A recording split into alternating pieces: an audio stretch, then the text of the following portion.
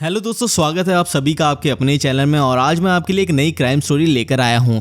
ये कहानी 12 साल पहले की है। 2011 में इंग्लैंड की राजधानी लंदन में रात को पुलिस चौकी पर थी। तभी एक पुलिस ऑफिसर को सड़क के बीच में धुआं दिखाई देता है। वो देखते हैं कि क्या हो रहा है। फिर वो बाहर जाकर देखते हैं तो उनको एक कार में आग लगी हुई दिखाई देती है। पुलिस ऑफिसर सोचते हैं कि ये कैसे हुआ। पुलिस वाले जल्दी से फायर ब्रिगेड को कॉल करते हैं। आग बुझाने के बाद पुलिस को पता चलता है कि ये एक नीली कलर की मर्सिडीज कार है और इसमें कोई नहीं बैठा था। पुलिस को शक होता है कि शायद ये चुराई गई कार हो या फिर किसी ने बदला लेने के लिए इस कार में आग लगा दी हो। फिर पुलिस कार के मालिक की पहचान करने के लिए कार की तलाशी लेती है। कार की तलाशी के दौरान एक पुलिस ऑफिसर कार की डिग्गी खोलता है और उसमें एक लाश निकलती है। शुरू में पुलिस को लग रहा था कि ये एक छोटा मोटा अपराध होगा, लेकिन अब ये खून का मामला बन चुका था। ये लाश आखिर किसकी थी और किसने इसे इतनी बुरी तरीके से मारा था, ये सब हम देखेंगे आज की इस वीडियो में। तो बिना देरी के इस वीडियो को शुरू करते हैं। क्योंकि गाड़ी के अंदर लाश इतनी बुरी तरीके से जल चुकी थी कि लाश के ऊपर एक भी कपड़ा नहीं बचा था। लाश के हाथों पैरों की हालत कुछ ऐसी थी जैसे किसी ने उसे जलाने से पहले उसे रस्सी से बांध रखा हो, लेकिन आग के साथ वो रस्सी भी जल चुकी थी। पूरी गाड़ी को अच्छे से देखने के बाद पुलिस को कोई भी हथियार, कोई भी आइडेंटिटी कार्ड, कुछ भी एविडेंस नहीं मिलता। अब पुलिस के पास सिर्फ दो इन्फॉर्मेशन थी, एक तो नीले रंग की मर्सिडीज और दूसरा उस गाड़ी का नंबर। जब पुलिस गाड़ी के नंबर की इन्फॉर्मेशन निकालती है तो पता चलता है ये गाड़ी 18 साल की अमनदीप कौर के नाम है। और इस सारी जांच पड़ताल में सुबह के 5 बज गए थे। तो सुबह के 5 बजे पुलिस गाड़ी की जानकारी से मिले पते पर पहुंचती है तो एक बूढ़ी औरत दरवाजा खोलती है। पुलिस पूछती है, अमनदीप कौर कौन है और कहाँ है? अचानक सुबह सुबह पुलिस को अपने दरवाजे पर देखकर वो औरत थोड़ा घबरा जाती है। वो कहती है, अमनदीप मेरी बेटी है, मैं उसको बुलाती हूँ। फिर पुलिस दोनों को बिठाकर उनसे पूछती है कि अमनदीप की गाड़ी यहाँ से 20 मिनट की दूरी पे एक सड़क पर जलते हुए मिली है। आपकी गाड़ी वहाँ कैसे पहुंची और उसे आग कैसे लगी? अब तक पुलिस लाश के बारे में उनको कुछ भी नहीं बताती। अमनदीप पुलिस को बताती है कि उसका 3 साल बड़ा भाई गगनदीप कल रात एक पार्टी में जाने के लिए उसकी गाड़ी मांग कर ले गया था और उसने कहा था कि लेट नाइट पार्टी है, मैं लेट हो जाऊंगा, लेकिन क्योंकि अब सुबह हो रही थी तो उन्होंने सोचा कि वो आता ही होगा। पुलिस गगनदीप के बारे में, उनकी फैमिली के बारे में थोड़ा पूछताछ करने लगती है। अमनदीप बताती है कि वो 21 साल का है और वो इतनी सी उम्र में सेल्फ मेड करोड़पति है। उसका अपना एक टीवी चैनल है जिसका नाम सिक टीवी है। ये बात पुलिस वाले के दिमाग में खटकने लगती है। उन्होंने ये भी बताया कि उसके साथ साथ गगनदीप अपनी फैमिली के बिजनेस को भी संभालता है जो कभी उसके पिताजी संभाला करते थे, लेकिन 2 साल पहले उसके पिताजी का कत्ल हो गया था और वो कत्ल उनके ही दोस्त ने बिजनेस में घपला करने के बाद किया था। उस घटना के बाद गगनदीप ही उनकी फैमिली को संभाल रहा है। साथ ही में वो ब्रिटिश सिख फेडरेशन का प्रेसिडेंट भी है। उसका कोई क्रिमिनल रिकॉर्ड नहीं है और ना ही किसी से कोई दुश्मनी। अब पुलिस का शक जाता है कि शायद वो बॉडी गगनदीप की हो सकती है और हो सकता है पैसों के चक्कर में या कोई लोन ग्रांट की वजह से किसी ने उसका खून कर दिया हो और उसी की गाड़ी की डिग्गी में उसकी लाश डाल दी हो और फिर सारे सबूत मिटाने के लिए गाड़ी में आग लगा दी हो। तो पुलिस गगन की फैमिली को बताती है कि उन्हें गाड़ी की डिग्गी से एक लाश मिली है। तो गगन के परिवार को तो बहुत बड़ा झटका लगता है। अब यहाँ से तरह तरह के शक होने लगते हैं। कभी लगता है गगनदीप ने किसी को मार दिया और कभी लगता है गगन को किसी ने मार दिया होगा। सारा कुछ फॉरेंसिक डिपार्टमेंट के ही भरोसे था क्योंकि बॉडी की पहचान तो की नहीं जा सकती थी।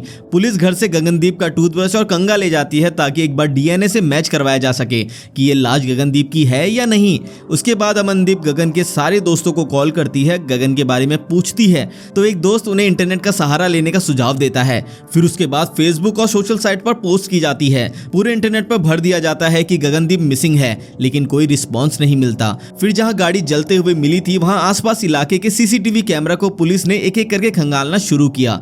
एक सीसीटीवी फुटेज में पुलिस को दिखता है कि 2 लोग गाड़ी में आग लगाकर भाग रहे हैं, लेकिन वो पिक्चर बिल्कुल भी क्लियर नहीं होती। यहां तक कि वो फुटेज देखकर कोई भी नहीं बता सकता कि वो दोनों लड़के हैं या लड़कियां। लेकिन ध्यान से देखने पर पुलिस को पता लगता है कि उन दोनों लोगों में से एक ने पगड़ी पहनी थी। बिल्कुल ऐसी ही पगड़ी गगनदीप भी पहनता था। अब ये इंफॉर्मेशन पुलिस फैमिली से शेयर करती है और पुलिस और फैमिली दोनों को लगता है कि वो गगनदीप है। अगले दिन डीएनए की रिपोर्ट आती है और वो टेस्ट पॉजिटिव होता है। इसका सीधा मतलब था कि वो लाश गगनदीप की थी। अब ये इंफॉर्मेशन पुलिस गगन के परिवार वालों को देती है, जिससे गगन के परिवार को फिर से बहुत बड़ा झटका लगता है। माँ और बहन दोनों पुलिस से बॉडी देखने की रिक्वेस्ट करती हैं और पुलिस उन्हें बॉडी को देखने की अनुमति दे देती है। उसके बाद गगन की बहन अमनदीप ने कई इंटरव्यूज में बताया कि बॉडी के ऊपर की 3 लेयर्स खत्म हो चुकी थी। टूटी फूटी मुड़ी हुई हड्डियों के ढांचों पर सिर्फ मांस के टुकड़े थे और एक आंख पूरी तरीके से अंदर धंस चुकी थी। देखकर लग ही नहीं रहा था कि ये किसी इंसान की बॉडी है। गगन की ओरिजिनल फोटोज पब्लिक डोमेन में है ही नहीं। वो तस्वीरें इतनी भयानक थी कि वो कभी पब्लिक के लिए आउट ही नहीं हुई, सिर्फ बॉडी का डिस्क्रिप्शन ही इंटरनेट पर उपलब्ध है। इसके बाद गगन की पोस्टमार्टम रिपोर्ट आती है जिसमें ये बात साफ साफ लिखी थी कि गगनदीप को जलाने से पहले काफी मारा गया था। उसके सर पर इतनी जोर से मारा गया था कि उसका दिमाग सूज गया था और जिस वक्त उसे गाड़ी की डिग्गी में डालकर जलाया गया था उस वक्त उसकी सांसें चल रही थी, क्योंकि उसकी पोस्टमार्टम में उसके फेरोन में राख मिली थी। इसका मतलब है कि जब वो जल रहा था तब उसकी सांसें चल रही थी। अब सवाल ये था कि घर से खुशी खुशी पार्टी में निकला गगनदीप इस हाल में कैसे पहुंचा। अब वो दो लोग कौन थे जिन्होंने गाड़ी में आग लगाई। पुलिस जगह जगह के सीसीटीवी कैमरा से गाड़ी को ट्रैक करने की कोशिश करती है कि गाड़ी कहां कहां गई। गाड़ी का सारा ट्रैक ट्रेस करने के बाद पता लगता है कि गाड़ी एक शहर जिसका नाम ब्रिक्टन है वहां गई थी। पुलिस गगन के परिवार से और दोस्तों से पूछती है कि ब्रिक्टन में कौन कौन रहता है, तो एक लड़की का नाम सामने आता है। वो नाम था मुंडल माहिल। इस लड़की के बारे में और जानने पर हमें पता चलता है कि मुंडल माहिल 19 साल की एक मेडिकल स्टूडेंट थी जो गगनदीप की दोस्त थी और गगनदीप उसे काफी पसंद करता था। गगन के परिवार वालों को उसके बारे में पता था। गगनदीप और मुंडल दोनों का ही एक कॉमन फ्रेंड था जिसका नाम हरिंदर शौकर था। ये दोनों घटना से 1 साल पहले हरिंदर शौकर की एक पार्टी में मिले थे। उस पार्टी में मिलने के बाद गगनदीप ने फेसबुक के जरिए मुंडल को फ्रेंड रिक्वेस्ट भेजी थी जो मुंडल ने एक्सेप्ट कर ली थी। वहीं से दोनों की बातें शुरू हुई। मुंडल काफी ब्यूटीफुल और इंटेलिजेंट लड़की थी और गगनदीप उसे काफी पसंद करता था, लेकिन गगनदीप के परिवार वालों को यह दोस्ती पसंद नहीं थी। गगन की मम्मी हमेशा कहती थी कि वो लड़की सिख तो जरूर है लेकिन वो रिलीजियस नहीं है। वो पब्स और क्लब्स जाती है, दोस्तों के साथ हाउस पार्टीज करती है। गगन के परिवार वाले ये चीजें अच्छी नहीं मानते थे, इसलिए वो अपने बेटे को उससे ज्यादा करीब होने से रोकते थे। अब पुलिस ब्रिटेन में मुंडल के फ्लैट पर जाती थी। उस फ्लैट में मुंडल के साथ साथ और लड़कियां रहती थी जो उसी के कॉलेज में पढ़ती थी। वहां पास में लगे सीसीटीवी कैमरा की फुटेज में गगनदीप की कार दिखाई देती है जिसमें दिख रहा था कि गगनदीप की कार लगभग 11 बजे के आसपास मुंडल के घर आई थी। अब पुलिस पूछताछ करती है तो मुंडल बताती है कि गगनदीप अपनी कार लेकर उसके घर के बाहर आया था और उससे मिलकर चला गया था और इसके बाद उन दोनों की कोई बात नहीं हुई। जब गगन की बहन अमनदीप मुंडल का नाम सुनती है तो वो पुलिस को बताती है जब गगनदीप कहीं मिल नहीं रहा था तो अमनदीप ने गगनदीप के सारे दोस्तों को फोन किया था। उसी दौरान अमनदीप ने मुंडल को भी कॉल किया था और वो फोन कॉल बहुत अजीब थी। सबसे पहले मुंडल ने कहा था कि नहीं, वो यहाँ नहीं आया। उसके बाद जब अमनदीप ने बोला कि मुझे गगन के दोस्तों ने बताया कि वो तुमसे मिलने आने वाला था तो उसने तुरंत अपने स्टेटमेंट चेंज किया और कहा कि हाँ वो आया था और मुझसे बाहर से ही मिलकर चला गया था। जब गगन की बहन पुलिस को बताती है कि मुंडल ने स्टेटमेंट चेंज किया है तो पुलिस का शक मुंडल पर गहरा हो जाता है। पुलिस मुंडल के घर वापस जाती है तो मुंडल तब तक वहां से भाग चुकी होती है। पुलिस पड़ोसियों से पूछताछ करती है तो पड़ोसी बताते हैं कि पहले मुंडल के घर से जोर जोर से आवाजें आ रही थी और उसके बाद 2 लड़कों को कुछ भारी सामान डिग्गी के अंदर डालते हुए देखा था। उनमें से एक पड़ोसी ने ये अजीब हरकतें देखी तो उसने गगन की कार का नंबर नोट कर लिया था। वो पुलिस को कार का नंबर दिखाता है, वो वही नंबर था जो गगनदीप की कार का होता है। इसका मतलब ये था कि मुंडल के घर से 2 लोगों ने कोई भारी सामान यानी गगन की बॉडी डिग्गी के अंदर डाली थी। अब पुलिस मुंडल के घर वापस जाती है और उसके सारे दोस्तों से पूछताछ शुरू कर देती है। उन लड़कियों में से कुछ लड़कियां कुछ इन्फॉर्मेशन देती है। पुलिस उनसे पूछती है कि 2 दिन पहले यहाँ क्या हुआ था तो एक लड़की बताती है कि मुंडल और गगनदीप दोनों अच्छे दोस्त थे, लेकिन कुछ समय से दोनों के बीच में कुछ झगड़े चल रहे थे, जिसके बाद मुंडल हमेशा कहती थी कि वो गगनदीप को मार देगी और उस रात मुझे नहीं पता क्या हुआ, लेकिन मुंडल ने उन्हें नीचे आने के लिए मना किया था और रात को 11 बजे के बाद हमें जोर से सामान फेंकने और चिल्लाने की आवाजें आ रही थी, लेकिन क्योंकि हमें नीचे आने के लिए मना किया था इसलिए हम में से कोई भी वहां नहीं गया। दूसरी लड़की बताती है उस रात 9 बजे के आसपास मुंडल 2 लड़कों को स्टेशन से पिक करने गई थी।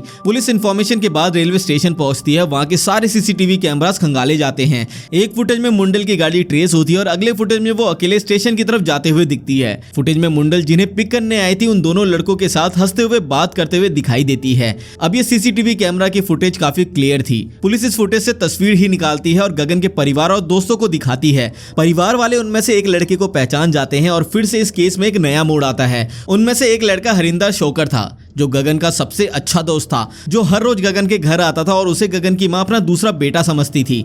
वो काफी मदद करता था। गगन कभी उसके लोन उतारता था, कभी उसे कपड़े दिलवाता था और कभी उसकी नौकरी लगवाता था और पुलिस के मुताबिक शायद गगन के मर्डर में उसका हाथ हो सकता था। ये गगन के परिवार वालों के लिए चौथा झटका था। अमनदीप पुलिस को बताती है कि जब वो गगन के सारे दोस्तों को कॉल कर रही थी तब हरिंदर के पास भी अमनदीप ने कॉल किया था और जब अमनदीप ने उसे बताया कि गगनदीप नहीं मिल रहा तो हरिंदर जोर से हंसा।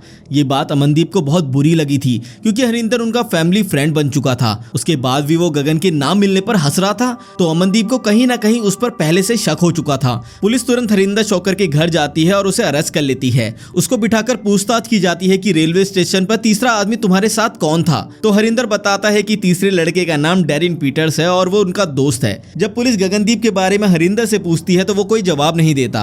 हरिंदर की स्टेटमेंट के बाद पुलिस पीटर्स को भी अरेस्ट कर लेती है। डैरिन पीटर्स के घर से पुलिस को पेट्रोल के कैंस मिलते हैं जो कि सबूत थे कि गाड़ी उन्होंने ही जलाई थी। अब ये मुद्दा काफी बड़ा हो गया था और इंग्लैंड के न्यूज चैनल पर टेलीकास्ट होने लगा था, इसलिए मुंडल का बचना मुश्किल था। मुंडल पुलिस को सरेंडर कर देती है और अपनी झूठी कहानी लेकर पुलिस स्टेशन आती है। मुंडल पुलिस को बोलती है कि गगनदीप उसके घर आया और बाहर से ही चला गया था। उसके बाद उसे उसके बारे में कुछ भी नहीं पता, लेकिन क्योंकि वो सिख फेडरेशन का प्रेसिडेंट है तो हो सकता है कुछ लोग उससे जलते हो। लेकिन पुलिस मुंडल के बारे में काफी कुछ जान चुकी थी, जैसे कि उसका स्टेशन जाना, उसके कमरे से इतनी आवाज आना और उन दोनों लड़कों का कुछ भारी सामान डिग्गी में रखना और फिर डिग्गी के अंदर गगनदीप की लाश मिलना। अब पुलिस अपना रवैया सख्त करती है तो मुंडल पुलिस को एक नया बयान देती है कि अब से 6 महीने पहले गगनदीप बिना बुलाए उसके घर आया था। क्योंकि गगनदीप उसका दोस्त था, उसने गगनदीप को अंदर आने दिया। उसके बाद गगनदीप ने उसकी गाड़ी की लाइट्स खराब हो जाने का बहाना लगाकर मुंडल के घर में रात रुकने का पूछा। इस पर मुंडल मान जाती है, लेकिन उसी रात गगनदीप अपनी कुछ सीमाएं पार कर देता है और मुंडल से बदतमीजी करने की और छेड़छाड़ करने की कोशिश करता है। इसके बाद उन दोनों की बड़ी लड़ाई होती है। गगनदीप मुंडल से सॉरी बोलता है, लेकिन मुंडल गगन से बात नहीं करना चाहती थी तो उनकी 6 महीने तक बात नहीं होती। पुलिस फिर धमकाते हुए पूछती है फिर 6 महीने बाद कैसे बात हुई, तो मुंडल एक नया बयान देती है। अब मुंडल पुलिस को बताती है कि उसने गगनदीप को कभी माफ ही नहीं किया था, इसलिए उसने 6 महीने बाद गगनदीप को एक सबक सिखाने के लिए टेक्स्ट करके अपने बेडरूम में मिलने बुलाया और उससे पहले हरिंदर और पीटर को अपने कमरे में बिठा रखा था। मुंडल गगनदीप को 2 थप्पड़ मारना चाहती थी, लेकिन वो कैसे मर गया और उसकी बॉडी कैसे जल गई ये सब उसे नहीं पता। पुलिस मुंडल की पूरी कहानी पर विश्वास कर लेती है, लेकिन पुलिस के पास उसके फ्लैट में रहने वाली लड़कियों का पहले से बयान था कि उस रात मुंडल ने उनको नीचे आने के लिए मना किया था और उन्होंने काफी शोर सुना था। इसके साथ ही पुलिस के पास मुंडल के पड़ोसियों का भी बयान था, जिनकी आंखों देखी थी कि 2 लड़कों ने कोई भारी सा सामान गाड़ी की डिग्गी में रखा था। पुलिस ने इन सब के फोन की जांच की। पुलिस को मुंडल के फोन से गगनदीप को की गई चैट दिखती है, जिसमें मुंडल गगनदीप को मिलने बुला रही है और गगनदीप मुंडल से कहता है कि तुम मुझे मारोगी तो नहीं। पुलिस को मुंडल के फोन से हरिंदर के कॉल मैसेजेस का पता चलता है। एक तरफ मुंडल गगनदीप को 10:11 के आसपास बुला रही थी और दूसरी तरफ मुंडल हरिंदर को 9 बजे के आसपास बुला रही थी, जिसमें हरिंदर का जवाब था तुम चिंता मत करो, मैं गगन से पहले पहुंच जाऊंगा।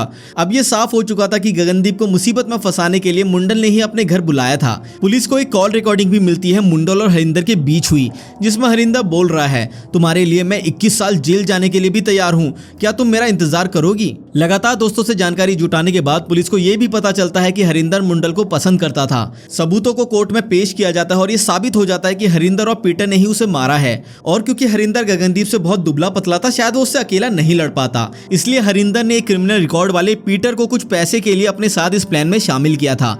इसके बाद हरिंदर को 22 साल की जेल की सजा सुनाई जाती है, पीटर को 12 साल की और मुंडल को 6 साल की सजा सुनाई जाती है। मुंडल ने 6 साल की सजा सिर्फ 3 साल काटी और 2014 में बाहर आ गई। जेल से आने के बाद मुंडल ने 2014 में अपना एक यूट्यूब चैनल खोला। इसके बाद उसने अपनी पढ़ाई पूरी करी और उसके बाद शादी कर ली। अब वो अपनी एक बहुत ही अच्छी जिंदगी बिता रही है। जिससे मुंडल ने शादी की, वो 2019 में रेड ब्रिज एरिया का मेयर बना। जिसके बाद गगनदीप की बहन अमनदीप ने एक पेटिशन डाली, जिसमें बहुत सारे लोगों ने उसको सपोर्ट किया। जिसके बाद इतना पॉलिटिकल प्रेशर आया कि मुंडल के पति को अपनी पोजीशन से इस्तीफा देना पड़ा। इस पूरे केस में मुझे सिर्फ ये कहना है कि मुंडल ने गगनदीप के बारे में जो भी कहा, उसको साबित करने के लिए गगनदीप हमारे बीच नहीं है, तो कोई क्रिमिनल खुद को बचाने के लिए कोई भी थ्योरी बना सकता है। कुछ दोस्तों का कहना था कि मुंडल और हरिंदर ने मिलकर गगनदीप से काफी सारा पैसा लिया था, जो गगन वापस मांग रहा था। बाकी कोर्ट निर्णय लेने में हमसे ज्यादा सक्षम है कि किसको कितनी सजा मिलनी चाहिए। लेकिन अब भी कुछ सवाल है कि जब उस घर में 8 लड़कियां रह रही थी, गगनदीप रात को रुका हुआ था और एग्जाम चल रहे थे, तो बाकी लड़कियां भी पढ़ रही होंगी।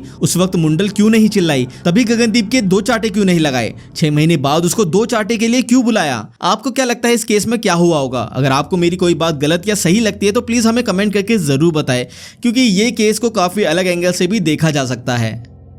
तो दोस्तों इसी के साथ ये वीडियो यहीं पर खत्म होती है। आप इस केस के बारे में क्या सोचते हैं, अपनी राय हमें नीचे कमेंट सेक्शन में जरूर बताइए। इस वीडियो में इतना ही, मिलते हैं अगली वीडियो में।